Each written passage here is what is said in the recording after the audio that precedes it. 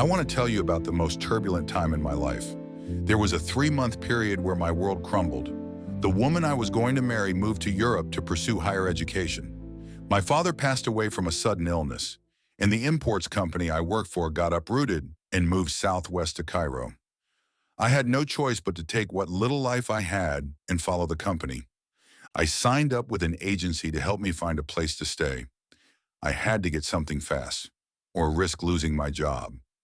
It wasn't all bad, though. By staying with the company when almost half the staff left, I had an increased seniority. I was reassigned to help with foreign contracts and overseeing customs agreements, meaning a lot of late-night phone calls and video conferences with people in distant countries. I was busy keeping my head above water. I tried to sleep as little as possible, as my heart hurt whenever things got too quiet. I devoted myself to my work, hoping my intrusive thoughts would quiet down over time. Because if they didn't, well, that was hell on earth. I was lucky. There was an opening for an apartment on short notice. The rent was surprisingly cheap, and it was a nice neighborhood. There was a notice about there being an adjoining shop downstairs, but that it had limited opening hours, and the rent was cheaper to compensate. I looked over the floor plan and couldn't find anything to complain about. 2 rooms, a kitchen, a bathroom, and a storage closet. It was all I needed. No one seemed to have anything bad to say about the owner either. Now, I could have signed up for a look at the apartment before I signed the lease, but I was afraid that I might lose my spot in the queue. It was a very attractive deal, both location-wise and rent-wise. To find a place like that on such short notice is almost unheard of. The agency I'd used was equally surprised. "This never happens," one of them told me over the phone. "At the end of the day, it's up to you. But I can promise you that lightning won't strike twice." So yeah, I took it. The apartment building didn't really stand out. It was 3 floors tall with a smooth red exterior, white arched windows next to shaded balconies facing away from the sun, a little shop on the corner, and a set of ornate glass double doors leading to an entryway. There had been a couple of abandoned building sites on the way there, but this building was situated at the edge of a residential area, overlooking a pristine field of grass. It was beautiful. There was a bronze plaque hanging above the door. It was old by the looks of it. "I bring you respite in the house of rest." That was a name I'd heard in passing. The building had an address, like everything else, but the locals seemed to refer to it as the House of Rest. I liked the sound of it. The entry was lined with beautiful handcrafted hexagon ceramic tiles. The floor must have been cleaned recently. I could almost see my reflection in it. There was a smooth breeze blowing through the hallway, and it's as if all the hustle and bustle of the city stopped at the closing of the doors. It was quiet. So refreshingly quiet. The agency had given me a key to the mailbox, which is where I got the keys to the apartment. I was up on the 3rd floor. There was no elevator, but I figured I could do with some exercise. Good for the legs. There was a total of 16 apartments in the House of Rest, 6 on the bottom floor, 6 on the middle floor, and 4 on the top. The top apartments were a bit smaller, but were rumored to have the best view. The mailbox already had a piece of paper sticking out, an advertisement for a local restaurant.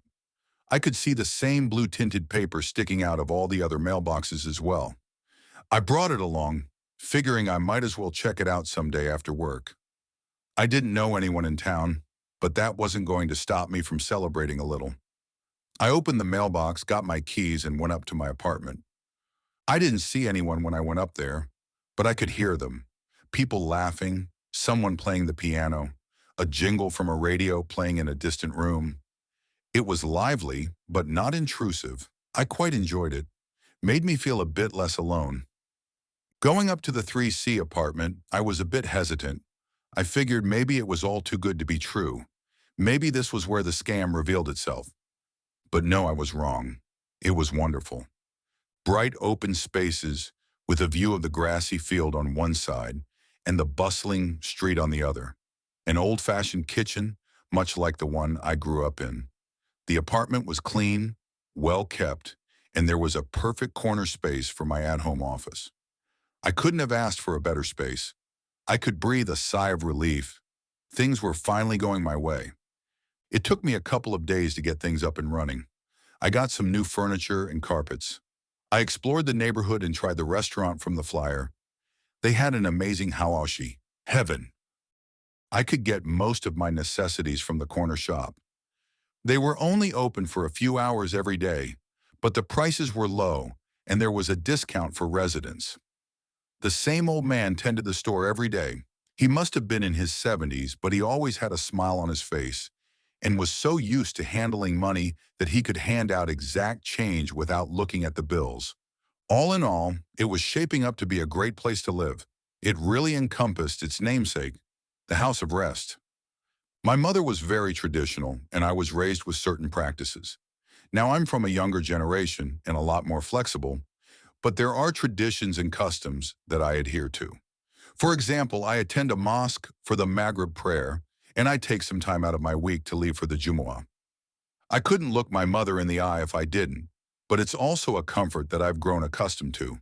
It's a part of me. The first Jumu'ah I attended in that neighborhood surprised me.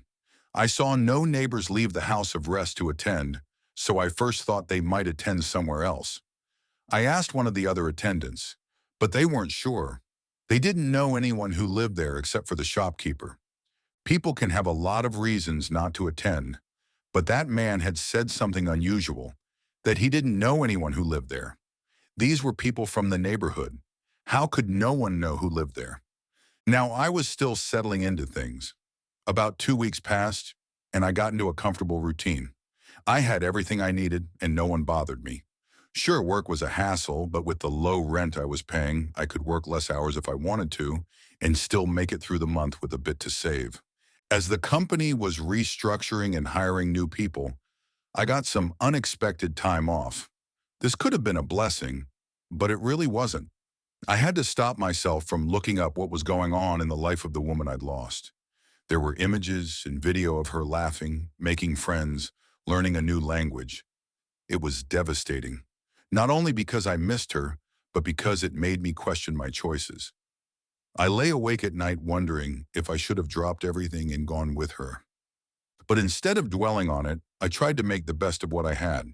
And in that space of thought, my mind kept wandering back to the curious fact of my neighbors. How come no one knew them? And why had I never seen them? I would hear them sometimes. I could hear them talking, laughing, cooking. They were there, behind the closed doors. But they were there, I was sure of it. I could hear individual conversations if I listened closely, but I didn't want to be rude. At night, walking around outside, I could see lights shining from their windows. I could hear them walking around if I listened at their doors, but I couldn't find any names or phone numbers. Their mailboxes just had written addresses. There was no way to tell who lived where. But coming home from the shop on the corner, I noticed something curious. I'd lived at the house of rest for 4 weeks by then, and walking past the mailboxes, I noticed something blue sticking out. The same flyer for the restaurant that I'd received on that very first day was still there in every mailbox but mine. No one had gone outside to check their mail for weeks. This caused me some concern. I decided to go down to the corner shop to ask the shopkeeper. I figured he'd worked there for years, maybe decades. He must have seen someone at some point. I waited until a couple of kids scurried out, and then I walked up to him. A small TV kept running in the corner, but he didn't pay any attention to it. His eyes were all on me, with an inviting smile. "Excuse me," I said. "Do you know any people in this building?" He looked at me with that same smile but said nothing. "Excuse me," I repeated. "Do you know them? Anyone?" He laughed a little and offered me a cigarette. I took it. "You don't speak?" I asked. "Little," he said. "Very little." He had this raspy old voice, and he pointed to his throat. I didn't press him about it, and instead went outside with him to enjoy my smoke. This man's beard was as ashen as a cigarette, but it fit him somehow. We just stood there for a moment in silence, watching the busy street. People rushing by like the blood of a vein. There was something organic to it, and just stepping back for a moment calmed my nerves. I don't think it was the cigarette. It was the perspective. "Yafeo," the old man said. "To be." "Yafiu," I repeated. "You know him?" The old man nodded, giving me a tap on the shoulder. As he went back inside, he looked back at me a final time. "Good man. Now, I didn't want to just barge in on Yafiu, but I figured I'd keep an eye out. I'd never set foot on the second floor. I had no reason to, but I couldn't help being curious about what kind of people my neighbors were. There had to be a reason why so many of them never left. Maybe there was another reason the rent was so cheap. Another week passed. I was getting into a routine where I rarely had to leave home. Apart from going out to pray, I pretty much never left my apartment. The corner shop had gotten some of my favorite food brands, so most food and drink that I wanted could be bought right downstairs. It really became my haven. Going outside and getting bombarded by the sounds of the city grew increasingly frustrating. I still had to leave for in-office work a couple of times per month, and when I did, I longed to get back home. One time after returning from a long day, I saw a man leaving the house of rest. He was about my age but wore surprisingly old-fashioned clothes. I walked up to him, trying to get his attention. He turned to me with a calm demeanor, his hands open. "Are you Yafo?" I asked. "Yes, that's me," he said. "The old man at the corner told me you live here," and I said, "I just moved in. So, we're neighbors." "A neighbor," he smiled. "What a blessing. Come, dinner's on me." There was no way to say no. I could tell he wouldn't accept it. And besides, this was the first neighbor I'd spoken to. I had to know more. Yafiu told me he'd lived in the house of rest with his wife Rashida for years. He was originally a repairman, but he'd sold his business for a hefty profit and was technically in between jobs. But there was no hurry. "With rents this cheap, I can live off that sale for years," he said. "I only do some extra work on the side when I want to get Rashida something special." "What about the others who live there?" I asked. "Do you know any other neighbors?" "No," he said matter-of-factly. "We all keep to ourselves. It's our piece of heaven. No need to bother it." "It really is a house of rest," I said. "It really is. We're very blessed." Before we went our separate ways, there was one question I'd forgotten to ask. So before we said goodbye, I turned to him. "I have to ask," I said, "what were you doing today?" He turned to me with a cheeky smile. "I must confess, I have a vice," he said. "I get a bottle of red wine for my wife, and I get a pack of smokes. The good brand, not the cheap stuff from the store. It's my one indulgence, I swear." "So that's it? A bottle and some cigarettes?" "Don't underestimate the little things," he said. "They are the best and the worst things in life." There wasn't much to say about that. He had a bottle he'd brought along, a fancy brand that he'd gotten from downtown. As Yafeo turned to leave, he looked back a final time and waved. "If you smoke indoors, sit at the open window," he said. "You can't smoke inside, but they don't check the open windows." As he wandered off, I assumed he was talking about the owners. But that was another thing. I'd never met them either. But what did he mean by them checking the windows? Who? When? In the late hours of the night, when I was working at my office desk, I would think about that. What did Yafo mean? Was it just a friendly reminder to keep the apartment in good shape? Or was it something more literal? I couldn't tell. Were the owners that strict? I tried to go and talk to him a couple of times, but he never opened the door. I figured he was busy or out doing something, but without a clear answer, my mind was left wandering. So in a sudden lapse of judgment, I decided to challenge this thought head on. So one night, I stood by my closed window and lit a cigarette. Now I can't say for sure what I was expecting. I don't think I was expecting anything at all, really. Maybe someone would ask me to put it out. But no, nothing happened. I was a bit disappointed, really. But as I turned to flick the ash off, I noticed something. The soothing breeze turning to an icy sting. The flavored smoke in my mouth turning sour. There was this warmth on my shoulder, as if someone was looking at my neck. I could feel my heart skip a beat, as if something was judging me from afar. Like I was about to get scolded, like a frightened child. I stepped away from the window, hastily putting away the rest of my cigarettes.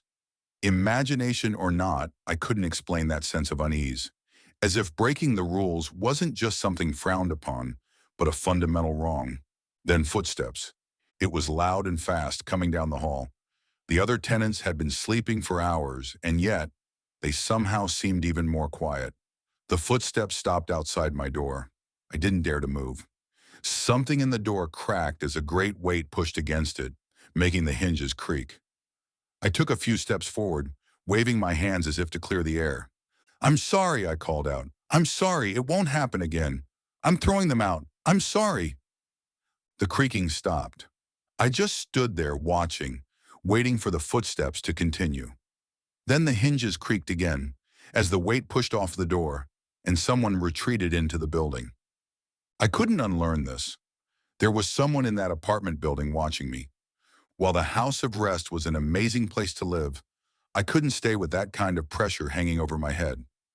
I reached out to the agency about getting a new place, but they warned me it could be a matter of months. So for now, I had to keep my head down and hope for the best. After that night, I would notice little details around the building.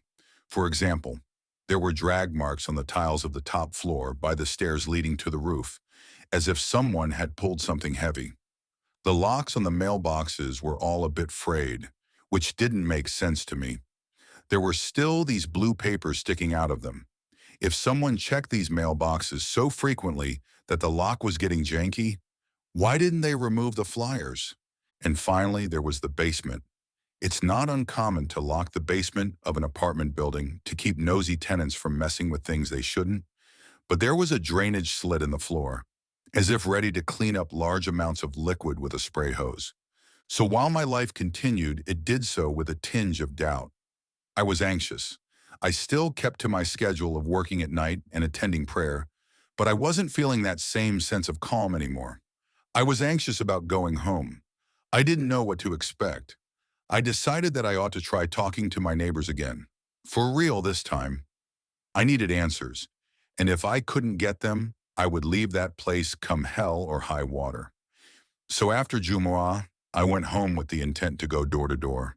So I did, floor by floor. I could hear them, different voices doing different things, talking, eating, listening to music. But as soon as I knocked, they went quiet. No one came to open, not even Yafiu. I wanted to go back to my place and close my eyes to the whole thing, but I couldn't. I couldn't pretend like there was nothing going on. So I checked the floors again for something drastic. I found it on the top floor of the building, a fire alarm. I pulled it. I had to get people out of those apartments, and I had to know what was going on. I was a bad neighbor, but if this continued, I wouldn't be a neighbor at all. But the alarm did nothing. It was disconnected. So while this building was in pretty good shape, it was old-fashioned. It had a sort of grimy PA system in place, with speakers lining the hallways. Looking around on the bottom floor, I found a white side door leading to a supply closet with the PA system controls. I couldn't help but notice how well used the cleaning supplies were. There was even a garden hose for spraying away liquid of some kind. I turned on the PA system and heard it crackle to life. It was old but functional, if barely. I had to click the button a couple of times to get it to work, and as a first test, it only picked up every third syllable or so. My voice barely carried through the old wires, coming out as a distorted, crackling mess. But after a couple of seconds of adjusting and holding the cable at just the right angle, it worked. "Please exit the premise," I said. "You need to leave your apartment. This is a temporary measure." I didn't recognize my voice, and it carried so slow that I could hear myself on the floors above. This had to do the trick. If this didn't work, nothing would. I hurried up to the second floor. Every door was closed, and it was quieter than usual. Then, one by one, the doors would open. Doors clicked and swung open, tentatively. Careful eyes looked outside, scanning the premise for answers. There was Yafo, of course. Next to him, his wife Rashida. But there were others too. Beautiful young couples, some with children. Each and every one of them a picture-perfect couple or family, and all of them as healthy and well cared for as you could hope for. They started walking out into the hallway. I could hear the same happening on the floor above.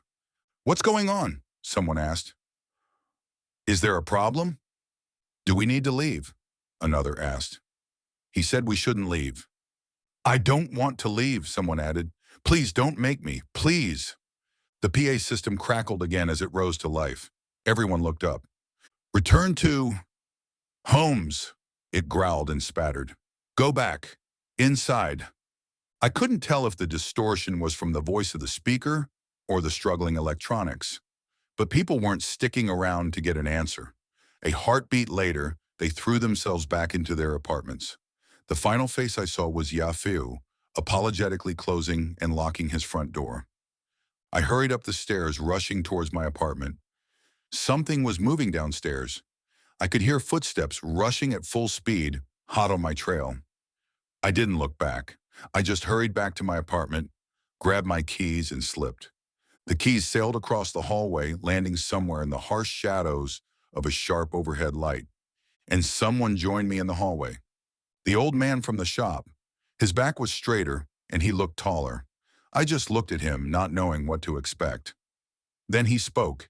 It was the same raspy old voice as I'd heard down in the shop, but there was something else to it. It wasn't just a tired old voice. It was something deeper. It wasn't just a sick man. It was something inhuman, struggling to find speech in something not designed to talk. And as his eyes reflected in the dark, like a cat on the hunt, he spoke again. You! I rushed forward, grabbing my keys. He ran towards me, not just a brisk jog, but a full-on sprint.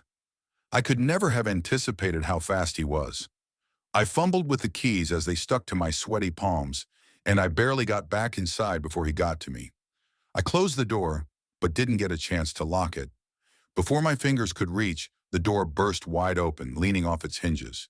The old man was tall enough for his head to reach the ceiling, but it wasn't a normal height.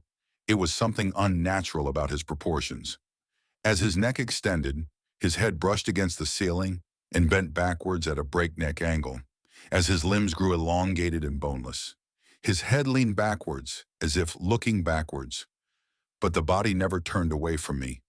His arms, now longer than my entire body, pushed me across the room, breaking my kitchen table as I bruised my tailbone. You defy sanctuary, it spat. You defy rest. With a single arm, it pulled the oven out of the wall and grabbed the live wire connecting to it. Without skipping a beat, it pulled on the wire, ripping it straight out of the wall while still connected. It sparkled and popped in protest as he moved closer. You were hurting, it continued. You were ready. It stabbed the wire past me and into my workspace, bursting my computer wide open with a violent bang. It was so hot that one of the windows cracked. This will not fall into ruin, it growled. It is no house of flies. With its free arm, it grabbed my shirt, pulling me up to my feet. I was choking on my own spit as I looked into a shapeless, flesh-like void. As the old man's skin came apart, all that was left underneath was a strangely textured dark, like a walking night. This will not corrupt, it growled, pulling me closer. It is no house of lies. With the last bit of air in my lungs, I wheezed out what words I could. It's a house of rest, I whispered. Sanctuary. Home. Home, it repeated. It poked a long finger into my chest, and I felt my breath turn cold. Where heart is, something ached in me, something terrible and deep, like my nerves turning upside down. It forced my eyes back into my skull, as if I was trying to look at my own spine. As I collapsed to the floor, gasping for air, it was gone. Thundering footsteps disappeared down the hall, leaving me with a pounding bruise on my chest. I tore my shirt open and looked for bleeding. There was a massive bruise that reminded me of a sunflower, right over my chest with a thumbprint in the middle. By morning, that bruise would have turned a sickly blue. Minutes later, I got back on my feet.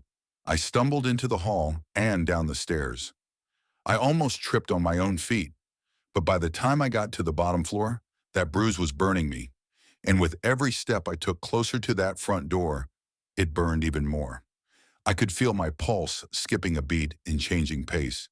There was a twist in my stomach as my lungs contracted, spilling out a mouthful of blood on the pristine floor. I could challenge it and press further, but I would die, so I didn't. Turning to go back upstairs, I'd see the old man standing at me from the basement door. observing me, not saying a word, just clutching a garden hose to clean up the blood from his precious floor. The next morning, the old man came to my apartment. He fixed the walls, the door, everything. He brought along some groceries and a brand new work laptop, the same kind they used at the office. I have no idea where he got it from or how he knew where to get one. He had the oven hooked up by dinner time. I noticed how he never once reacted to hearing the adhan, the call to prayer. He didn't even look at me twice when I brought out my prayer mat.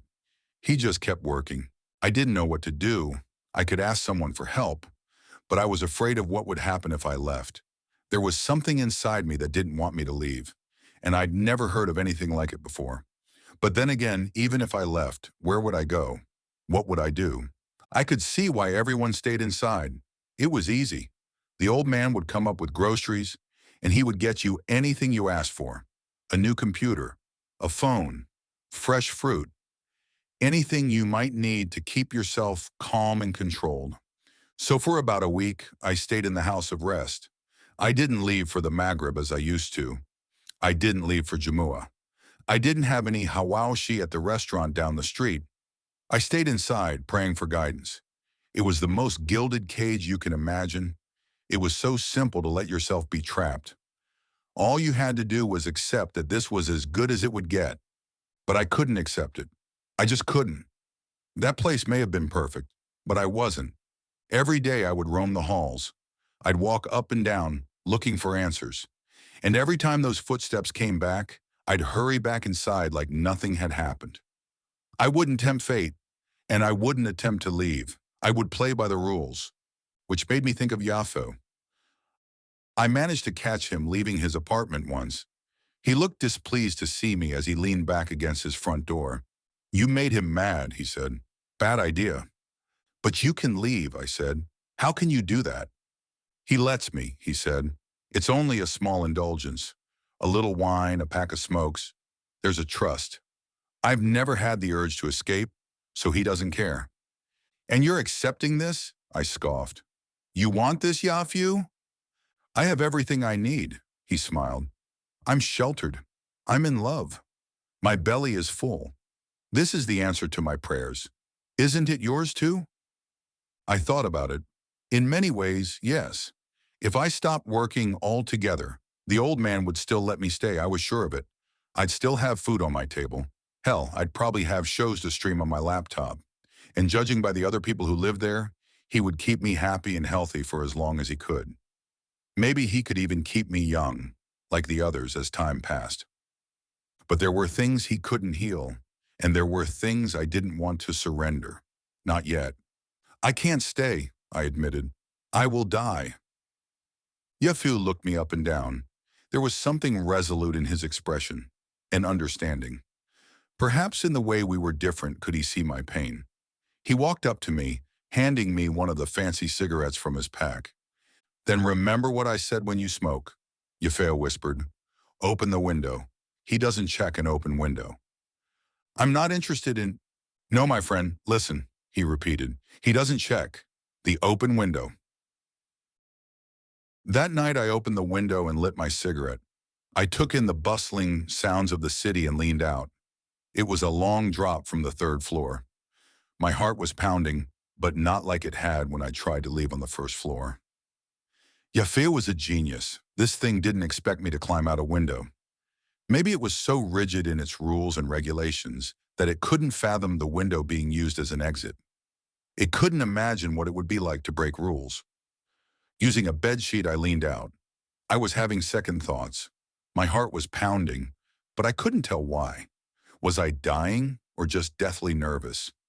I felt round with the sole of my left foot, trying to find a grip. But no, the exterior was a smooth red. There was nothing to grab. Instead, I settled on dangling out the window, clinging to that bedsheet for dear life. At some point, my hand slipped. I fell and smacked the corner of an arched window, sending me into a roll. I hit the ground at an angle, bruising 2 ribs and knocking my shoulder out of its socket. But I was alive, screaming but alive. I could hear the crackling of the PA system from the house as a furious scream curled over the airways. I could see the lights of my apartment go on and off. I heard glass and wood break as something tore through it. People were gathering on the street thinking there'd been a brawl, that I'd been thrown out of a window. Someone was filming, another was calling for help. As they carried me away, I saw the shadow of an old man linger in the open window. And on the floor below was Yafeo, raising a lit cigarette at me. Other tenants joined him from their own windows, looking out at me with pity, shaking their heads, shedding a few tears. They weren't angry. They were mourning. And in a flurry of emergency services, pain, and raised voices, the house of rest disappeared from my sight. I haven't been back since. I never knew who to talk to. Everyone who I'd thought would listen had nothing to say. I learned quickly after talking to my family that my story sounds mad. I've tried to soften it, to say that the landlord was abusive, but they couldn't make sense of it. Then why did you stay so long, they'd ask. And wasn't he just an old man? You have to look at it for what it really is. You have to hear and believe the full story. That's why I wanted to talk to you here, one of few places where I think a voice can be really heard. But I'm not going back, and I never will. The bruise on my chest has long since turned into little black strings. Most of the time, it just looks like roots, but it flares up sometimes. When it does, the surrounding skin gets this mild tint of blue, like the image of a strange sunflower. I can also kind of see it in the cold. It's like it's always there, waiting just under the skin. Not too long ago, I reconnected with my lost love in Europe. I think she might have been what kept me from being complacent in the house of rest, and I'm so grateful for it. Without her, I wouldn't have seen the cage for what it was. She says she misses me too, and in a couple of weeks, I'll be going abroad to be with her again. But I wanted to share this story before I go. I wanted to talk openly about it this one last time, and then never again. Because even now, I can't help but think I might have made a mistake, that I might have turned away something that could have been perfect, that if I'd only stuck to the rules and kept my head down, maybe everything would have worked out. But then I get that ache in my chest, and I can't tell what it is. It might be the threat of something vast and inhuman claiming me as its own, or it might be a heart that I willingly give. Either way, I know that I will never return to the house of rest. Not as I am, nor as I will be.